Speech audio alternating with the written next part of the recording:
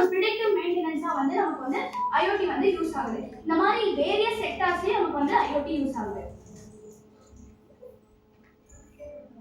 அவங்க சொன்ன மாதிரி RFID இது வந்து ஆப்ஜெக்ட்டோட மூவ்மெண்ட்டை ட்ராக் பண்ணிக்கிட்டே இருக்கும். சென்சார் ஃபயர் அலார்ம்ல நமக்கு வந்து ஃபயரை வந்து சென்ஸ் பண்ணி கொடுக்கிறதுக்கு சென்சார் வந்து யூஸ் ஆகுது. ஸ்மார்ட் டெக்ங்கிறது வேரியஸான ஸ்மார்ட்னாலே ஆட்டோமேட்டிக் நம்ம சொல்லலாம். வேரியஸான செக்டார்ஸ் எல்லாம் ஒண்ணா வந்து நம்ம கம்பைன் ஆகி கொடுக்கும். ஃபார் எக்ஸாம்பிள் இப்போ மேப் எடுத்துக்கிட்டீங்கன்னா மேப் வந்து வெதரோட கனெக்ட் ஆகிடும். எதுக்குன்னா இப்போ ஏதாவது ஒரு சைக்ளோன் இல்லை இந்த ஏரியா யூஸ் பண்ண முடியாது, இதனால இப்படி ப்ராப்ளம் இருக்குது, இந்த மாதிரி இடத்துலலாம் வந்து வேரியஸ் செக்டார்ஸ்ல கம்பைன் பண்ற மாதிரியும் நமக்கு IoT வந்து ஒர்க் ஆகும். அதே மாதிரி நானோ டெக்னாலஜி நிறைய ஸ்மாலர் திங்ஸ் எல்லாம் நமக்கு ஒண்ணா கனெக்ட் ஆகி நமக்கு வந்து யூஸ் ஆகும்.